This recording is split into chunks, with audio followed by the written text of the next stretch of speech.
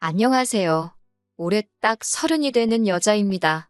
현재 동갑내긴 남자친구와 결혼 이야기가 오고 간 지 조금 되었습니다.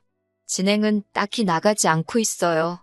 양가 인사를 아직 안 했기 때문입니다. 저는 저희 부모님께 남자친구를 이미 소개시켰는데 남자친구의 경우가 조금 복잡해서 말입니다. 바보 온달과 평강공주 이야기 정도는 아니겠지만 남자는 여자하기 나름이라는 말 믿고 정말 잘 해보고 싶었어요.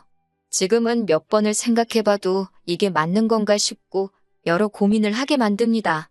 남자친구는 저희 부모님 다음으로 저한테 잘해주는 사람이었어요. 그리고 그거 하나만 보고 결혼을 결심했고요. 그런데 남자친구한테는 저보다 더 소중한 사람이 있었네요. 그건 바로 남자친구의 어머니입니다. 부모님이 소중한 건 당연한 일이에요. 그게 잘못된 거라고 하는 말이 아니에요. 저 또한 결혼 후에 부모님께 효도는 당연한 거라고 생각하는 바이고요. 부모님이 계셨으니 현재 제가 있는 거고 받은 만큼 갚아드리는 건 당연한 거 아니겠어요? 제가 내로남불을 하겠다는 게 아닙니다. 하지만 남자친구 어머니의 이야기는 조금 경우가 다르거든요. 남자친구가 홀아버지 밑에서 힘들게 자랐다는 건 이미 알고 있는 사실이었는데 어머니의 이야기는 제게 먼저 해준 적이 없어요. 상처가 있는 것 같아서 꼬치꼬치 캐묻지 않았고 어렸을 때 돌아가셨겠거니 혹은 말 못할 사정이 있겠거니 하면서 넘겼어요. 궁금하지도 않았습니다. 그런데 저와 남자친구 둘 사이에 결혼 이야기가 오고 가면서 그때 처음으로 자초지종을 알게 되었습니다. 어머니는 남자친구와 남자친구의 동생이 어렸을 때 새살림 차려서 집을 나갔다고 하네요. 어려서 남자친구한테는 그게 받아들이기 힘든 큰 상처였었나 봐요. 심지어 어머님은 어디 야반도주를 해서 연락두절이 되셨던 것도 아니고 꽤나 가까이서 살고 계시기까지 했다고 합니다. 동생이 조금 자라서 엄마 찾으며 땡깡 부릴 때 남자친구가 동생을 데리고 어머님을 찾아가기까지 했었는데 어머님은 어린 자식들한테 찾아오지 말라고 단호하게 이야기를 하셨다고 했다고 하고요. 그냥 그런 슬픈 과거사가 있거니 생각했는데 남자친구의 말에는 어머님을 향한 반발심보다 그리움이 더 커 보였고 아버님에 대한 반발심마저 느껴졌습니다.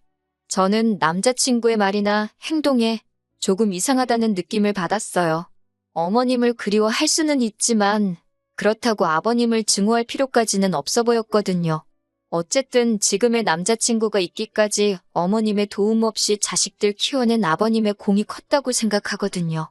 충분히 갚아야 할 은혜라고 생각하는데 남자친구는 동생만 아버님 품에서 독립을 하고 나면 아버님은 국물도 없다는 식으로 말을 했어요. 결혼 이야기가 오고 가는 와중이기는 하지만 어쨌든 그때까지는 결혼한 사이도 아니다 보니 남의 집안일에 괜히 상관하고 싶지 않아서 말을 아꼈는데 자세한 내막을 알고 보니 남자친구는 취직을 한 이후부터 어머님하고 지속적으로 연락을 하고 있던 상황이라는 걸 알게 되었어요. 연애하는 동안 저는 남자친구를 이미 부모님한테 인사를 시켰던 상황이었는데 남자친구는 도통 아버님께 저를 인사시키는 자리를 마련해주지 않았거든요. 그런데 어머님 이야기를 제게 털어놓고 난 뒤부터 남자친구는 계속해서 저를 어머님한테 인사시키고 싶어 했습니다. 솔직히 많이 혼란스러웠어요. 인사를 한다면 저는 당연히 지금의 남자친구가 있도록 키워주신 아버님을 먼저 뵙는 게 순서라고 생각했거든요. 그런데 그걸 생략하고 어머님을 먼저 인사를 시키겠다는 거잖아요. 그런데 남자친구는 다짜고짜 아버님은 결혼식 때 부르지도 않겠다는 선언을 하는 겁니다. 혼주석에는 어머님이 오실 거고 아버지와는 연을 끊고 지내겠다고 하는 거죠. 지 결혼이니까 지 마음 가는 대로 하고 싶은 건 알겠는데 자초지종만 들었을 때 어머님이 바람이 나서 피부치 같은 자식들 남겨두고 새살림 차렸을 때 그때 이미 혼주석에 앉을 자격을 잃은 거나 마찬가지라는 생각을 갖고 있었기 때문에 남자친구의 발언이 조금 충격적이기는 했습니다. 결혼이 남자친구와 제가 좋아서 하는 것도 있지만 어쨌든 양가 집안이 하나가 된다는 의미가 더 큰 부분이잖아요. 호적에도 당연히 아버님 밑으로 올라가 있을 텐데 저렇게 막무가내로 나오니 뭐라 할 말이 없더라고요. 말 못할 사정이 있어서 그러냐, 왜 그런 생각을 가지고 있느냐 물어봤는데 그건 일단 자기 어머니부터 만나보고 그러고 나서 말을 해준다고 하기에 일단 알겠다고 했습니다. 그리고 얼마 지나지 않아서 남자친구 어머님한테 인사를 드리러 다녀왔고요. 남자친구 어머님, 첫 인상이 참 강렬했어요. 제가 속으로는 아버님 편이라서 그런가 나이가 많이 젊어 보이시기는 했는데 꾸미고 다니시는 게 문제는 아니지만 그런 것마저도 제 눈에는 좋아 보이지 않았습니다. 50대 초반이시니까 정말 20대 되자마자 결혼하셔서 남자친구를 가지셨던 거죠. 어머님의 자기소개는 충격의 연속이었습니다. 그때는 새 살림 차려서 나가셨지만 지금은 또 혼자 지내고 계신다고 하셨고요. 자기가 워낙 개방적이라서 자유로운 만남을 추구하는 사람이라는 말까지 덧붙이시면서요. 얼마 전까지는 남자친구 동생과 아버님이 계시는 곳 같은 지역에서 터전을 잡고 살고 계셨는데 최근에 골프 치다가 알게 된 사람 따라서 서울 근처에서 올라와 계신다고 하셨습니다. 마침 집도 근처니까 며느리랑 이렇게 해서 셋이 자주 보면 되겠다고 하시면서 웃으시는데 솔직히 어머님이 저를 며느리라고 부를 자격이 있다고 생각하느냐 따지고 싶었지만 긴 말 하지 않았어요. 괜히 제가 분위기를 박살내고 싶지는 않았거든요. 졸지의 시아버지만 3명이 생겨버린 이 상황을 웃으면서 넘겨야 하는 건지 이건 아니지 않냐고 솔직하게 내 의견을 말해야 하는 건지 정신이 하도 없어서 표정 관리도 똑바로 못하고 있었습니다. 그런데 남자친구와 이미 이야기가 되어 있던 건지 제가 먼저 묻지도 않았는데 아버님과 헤어지게 된 과거 이야기를 하나씩 술술 풀어놓기 시작하셨어요. 그때는 어려서 아무것도 몰랐다. 남자친구 아버님한테 사기를 당한 거나 마찬가지다 하시면서 침몰하고 있는 배에 같이 타서 둘 다 인생 종치느니 나라도 잘 돼서 애들 챙겨줘야겠다 싶어 새살림 차려서 나간 거라고 하시고 막상 새살림을 차렸더니 그 집구석에서는 애들도 못 만나게 하더라. 내가 뭔 힘이 있겠냐. 일단 나라도 살고 봐야 훗날을 도모하지 않았겠냐. 그리고 이제라도 애들하고 잘 지내기 위해 그 집구석하고도 이별하고 나온 거라고 하시는데 솔직히 제 귀에는 그게 그냥 가져다 붙이는 변명거리로밖에 들리지 않고 그냥 그럴싸한 이유로 자기 합리화를 하고 있다는 생각밖에 들지 않았습니다. 어떤 상황이건 간에 휘덩이인 자식들 버리고 도망간 걸 설명할 수 없잖아요? 어떻게든 엄마 노릇을 하고 싶었는데 새살림 차린 집에서 못하게 막았으면 진작에 그 집구석을 나와서 혼자 지내시더라도 아버님과 이미 갈라섰다 하더라도 충분히 자식들과 교류하며 어느 정도 뒷바라지를 해주실 수 있던 것 아니겠어요? 그런데 그것 또한 새살림 차린 집구석에서 싫어해서 못했다는 걸로 대충 넘어가려고 하시니 한참 어린 제가 보기에도 그 모습이 좋게 보일 턱이 없었습니다. 지금 혼자 계신다는 말도 솔직히 자식들 때문에 그런 건지 아니면 재벌은 남 못 주고 밖으로 돌다가 쫓겨난 건지 아무도 모르는 이야기 아닌가요? 그런데 남자친구 취직하고 나서 연락을 해오셨던 걸 보면 제 생각에는 후자에 더 힘이 실리는 이야기 같은데 제가 아버님 대변인으로 나와서 시시비비를 가리려고 나온 자리도 아니고 그때는 어머니 사랑 못 받고 자란 남자친구가 어머니와 함께 있는 것만으로도 너무 좋아 보여서 최대한 크게 따지고 들지는 않으려고 꾹꾹 참고 있었어요. 그동안 못 받은 어머니의 사랑을 받고 싶은 건지 효자 노릇을 하고 싶은 건지 주문한 음식이 나왔는데 어머님 드시기 편하라고 돈가스를 드시기 편하게 조각조각 하나씩 썰어주고 있는 모습을 보니 안쓰럽기도 하고 화가 나기도 하고 참 오만 가지 감정이 교차하더군요.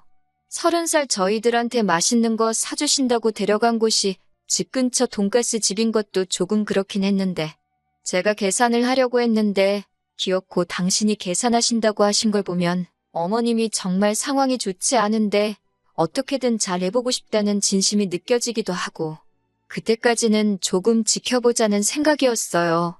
식사가 끝나고 나서 어머님이 이대로 헤어지기는 아쉽다고 하시면서 당신 집에 가서 과일이라도 먹고 가라고 하시기에 따라갔습니다. 새로 만나시는 분이 있다고 해서 저는 또 새살림을 차리신 건가 싶었는데 그게 아니더라고요. 어머님은 서울에 따로 집을 가지고 계신 건 아닌 것 같았고 연립주택에 새들어 살고 계셨어요. 방 1개의 거실, 주방, 욕실 다 따로 있기는 했는데 사이즈가 그렇게 크지는 않았습니다. 골프 치다가 알게 된 사람 따라왔다는 말에 새살림 차려서 잘 지내시는가 보다 했는데 둘이서 아직 서로 알아가는 단계이다 보니 일단 급한 대로 작은 방 구해서 지내고 계신다고 하셨습니다.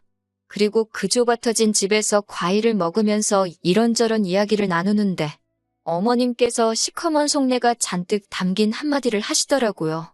이렇게 셋이서 있으니까 너무 좋으시다고. 식사 자리에서는 이렇게 셋이 자주 보자고 하시던 말이 이번에는 그냥 이렇게 셋이서 알콩달콩 살아도 좋겠다고 살짝 돌려서 말을 꺼내시더라고요. 누가 들어도 우리 결혼하면 방 한 칸 내달라고 같이 사는 게 어떤지 저를 떠보려고 꺼내신 말로밖에 들리지 않았어요. 남자친구는 어머님 속뜻을 알고 그러는 건지 모르고 그러는 건지 그러면 참 좋겠다고 동조하면서 해실해실 웃고만 있었고요. 집에 돌아오는 길에 저는 이미 느낌이 쎄해서 이 결혼을 해서는 안 되겠다는 생각이 들었습니다. 그래서 남자친구한테 솔직하게 대답해달라고 하고 단도직입적으로 물어봤어요. 혹시 너 지금 결혼하면 어머님 모시고 살고 싶어서 밑밥 가는 거냐고요. 그러니 남자친구는 그게 무슨 소리냐입니다. 어머니는 어머니 인생이 있고 우리는 우리 인생이 있는 거 아니겠냐고 선은 확실하게 긋더라고요. 어머니는 지금 만나는 분도 계시고 한데 왜 우리랑 사시겠냐고 하면서 오히려 그런 질문을 한 저한테 지금 무슨 생각을 하는 거냐고 화를 내더라고요. 그래서 솔직한 제 심정을 이야기해줬습니다. 내가 느끼기엔 어머님이 우리가 결혼하게 되면 같이 살고 싶어 하시는 것처럼 보였다. 오늘 내 반응을 봤다면 알겠지만 솔직히 너 키워주신 아버님 무시하고 어머님이 혼주석에 앉아 계시게 하는 것도 맞다고 생각하지 않고 오늘 자리가 여러모로 나한테는 불편한 자리였다. 이런 식으로 그간 속안에 담아두었던 이야기를 다 꺼냈지요. 취직 후부터 연락을 하고 지냈다고 하는데 그러면 이제 2년 정도밖에 안 된 거거든요.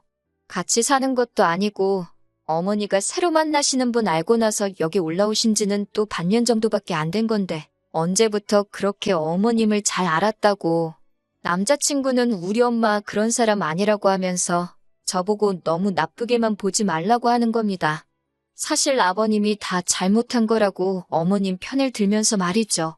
아버님이 애초에 어머니한테 잘했으면 어머니가 자기랑 동생 두고 새살림 차릴 필요도 없었던 거 아니냐. 자기가 지금 이 자리까지 오게 된 것 또한 아버님 덕이 아니라고.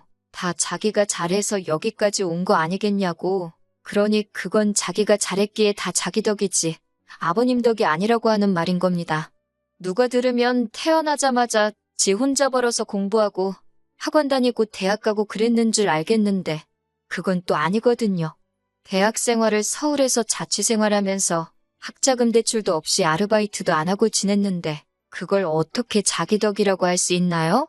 제가 세상에 너보다 어려운 환경에서 이룰고 못 이루고 하고 싶은 거 시작도 못 해보고 포기하는 사람들이 한두 사람이 아니라고 복 받은 줄 알고 아버님한테 잘하라고 한마디 했습니다. 그랬더니 갑자기 혼자 욱해서 네가 내 자라온 과정을 아냐 마냐 하면서 울분을 쏟아내더라고요. 근데 딱히 와닿지도 않는 게 솔직히 저도 부모님 밑에서 부족함 하나 없이 자라왔지만 저 또한 속에 담아둔 부분도 있고 불만 가졌던 부분도 있고 그 정도는 다들 한두 개씩 있는 게 아닌가 싶고 그냥 어리광에 투정 부리는 걸로밖에 안 들렸어요. 주로 하는 말에 요지는 결국 자기랑 자기 동생을 엄마 없이 자라게 했으니 전부 아버님의 잘못이고 죄라는데 너보다 더 힘들게 사는 사람이 대한민국의 수두룩백백이라고 일침을 놔주고 싶었지만 더 말해봐야 제 입만 아프고 또 같은 소리만 반복하겠다 싶어서 그날은 그만 이야기하자고 말하고 그냥 집에 돌아왔어요. 며칠 동안 만나자는 남자친구 연락을 이 핑계 저 핑계 대면서 피하고 혼자서 곰곰이 생각해보다가 결국 결론이 나지 않을 것 같아서 이렇게 사연을 적어봅니다. 남자친구의 어머니를 향한 그리움이 저렇게 뒤틀린 효심이 돼버린 것 같아서 걱정입니다. 이거 아무리 생각해도 결혼 잘 못하는 것 같은 생각이 들어서 고민이 많습니다. 한편으로는 다른 사람도 아니고 자기 어머니 일이기에 충분히 저럴 수 있다는 생각도 들고요.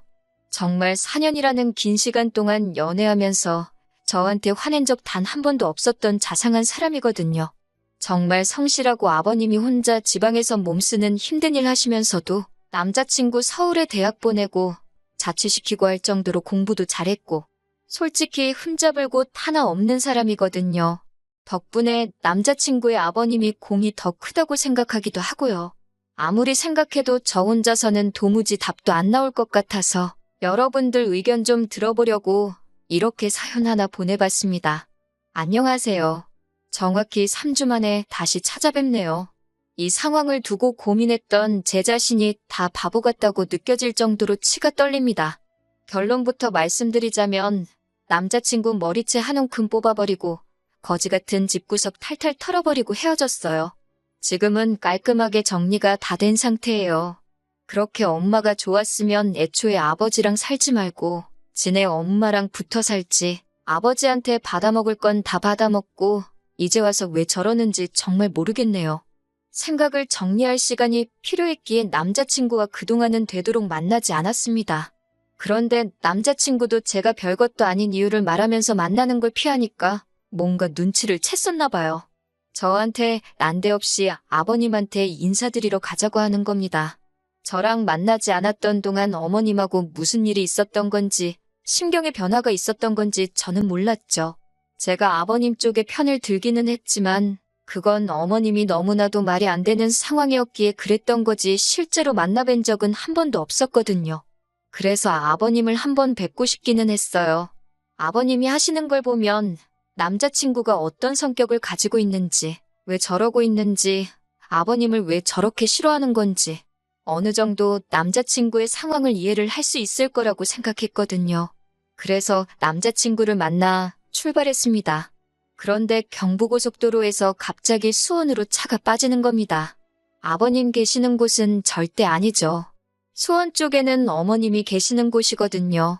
뭐 하는 거지 싶었는데 차가 익숙한 길로 접어들더니 어머님 지내시는 집으로 가더군요.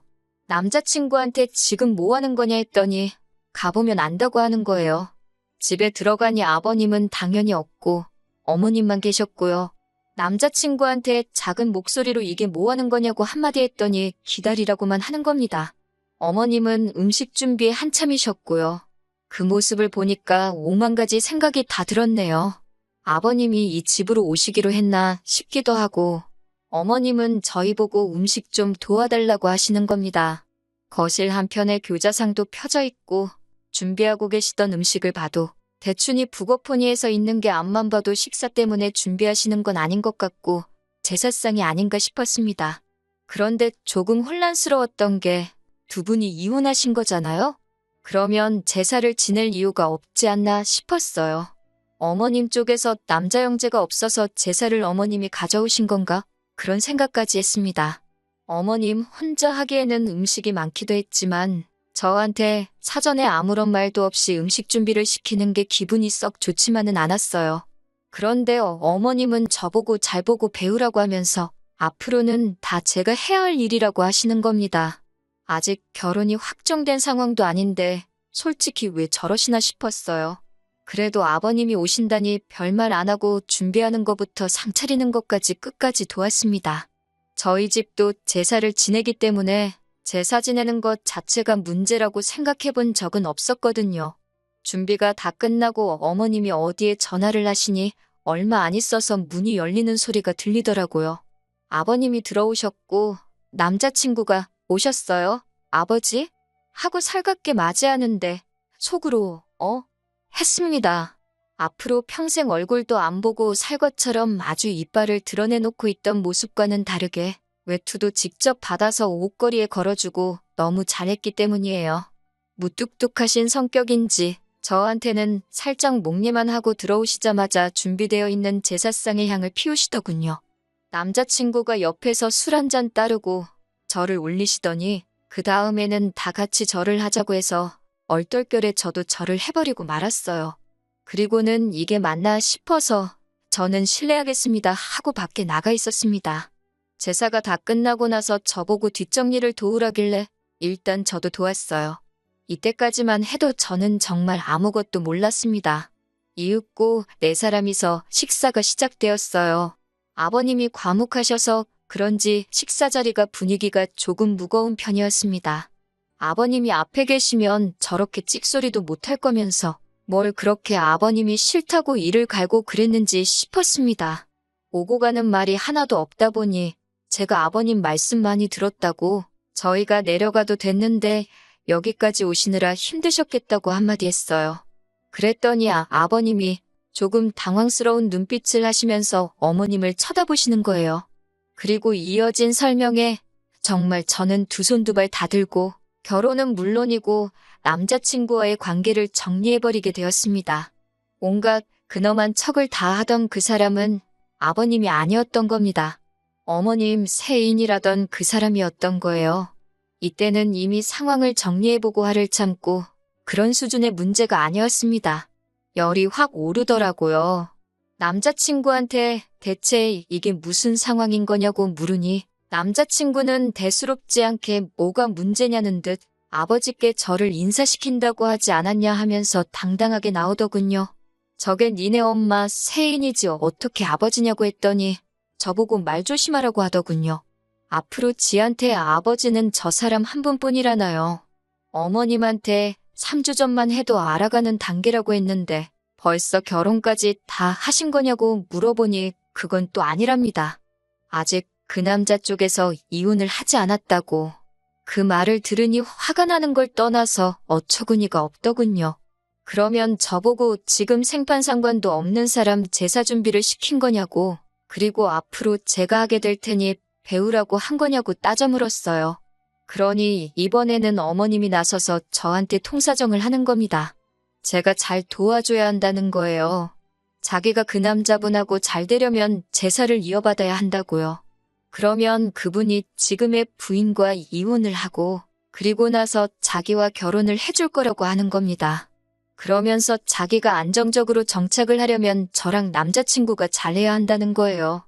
어머님의 세인은 애초에 제가 남자친구랑 분위기가 안 좋아지기 시작할 때 몰래 외투 챙겨서 밖으로 슬금슬금 나가던데 알고 보니 자리를 피해준 게 아니고 분위기가 이상해지니까 아예 집으로 꽁지가 빠지도록 내빼버린 상황이었고요.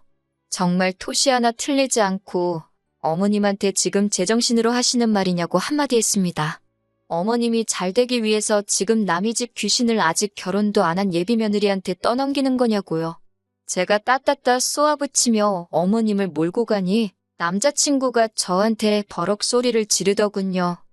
시어머니한테 말버릇이 그게 뭐냐고요. 그러면서 지금 이 상황이 전부 다 제 탓인데 저보고 그것도 하나 이해 못해주는 거냐고 적반하장으로 나오는 겁니다. 너네 집이 콩가루인 게 왜 내 탓이냐고. 어떻게 그걸 내 탓이라고 할 수 있느냐고 했어요. 그랬더니 남자친구가 이유라고 설명한다는 말이 제가 어머님하고 합가할 생각이 없다고 그건 싫다고 했지 않느냐고 하는 겁니다. 그러니 어머님이 하루라도 빨리 새살림을 또 차려서 첩질하는 게 아니라 그 집 구석 안방마님이 돼야지 자기도 안심하고 저랑 결혼을 할 수 있다는 거예요. 아주 속된 말로 이 정도면 아주 연병을 넘어서 예술이 아닌가 싶더라고요. 그대로 남자친구 머리를 한 움큼 집어서 겨우 나랑 이 꼴 보자고 여태껏 키워준 아버지 은혜도 저버리고 자식들 버리고 집 나가버린 어머니를 택한 거냐고 고래고래 소리를 질렀습니다. 머리채를 잡힌 남자친구가 이리저리 흔들리다가 바닥에 철푸덕하고 쓰러졌는데 제 손에 남자친구 머리카락이 한 움큼 잡혀 있더라고요.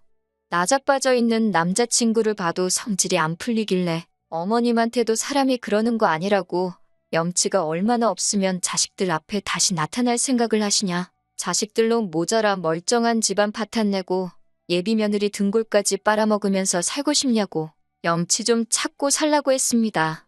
남자친구와 연락 없이 지내던 3주 동안 저도 어느 정도 마음 정리가 끝나가던 상황인지라 그렇게 집안을 아주 뒤집어 놓고 나오는데 신기하리만치 아쉬움이 전혀 없었고 오히려 깔끔하게 다 털고 정리해버릴 수 있었다는 사실에 속이 다 후련하더군요.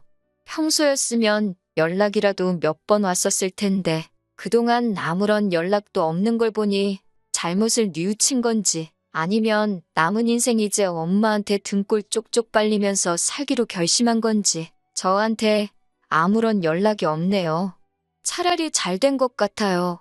4년 연애한 시간이 허송세월로 느껴질 만큼 허무하지만 오히려 제가 정리 못하고 이 관계를 질질 끌고 갔다면 아마 저도 화병 때문에 제명에 못 살았을 겁니다. 더 더러운 꼴 보기 전에 빠른 결심을 한 게 잘했다 싶어요. 한편으로는 제가 그동안 엄청 착하게 살아왔나 싶기도 하고 어머님한테 고마운 부분도 있기도 해요. 괜히 저랑 남자친구가 결혼하고 나서 남자친구 앞에 나타났다면 그건 그거대로 더 큰일이었을 테니까요. 깔끔하게 결혼 이야기 오고 가기도 전에 정리할 수 있는 계기를 주셔서 말입니다. 어떻게 보면 지옥 불구덩이에 발을 담그기 전에 하늘이 제게 기회를 주신 게 아닌가 하는 생각마저 들어요. 이런 기회를 주신 것에 대해 항상 감사하며 앞으로도 항상 착한 일만 하면서 살아야겠습니다.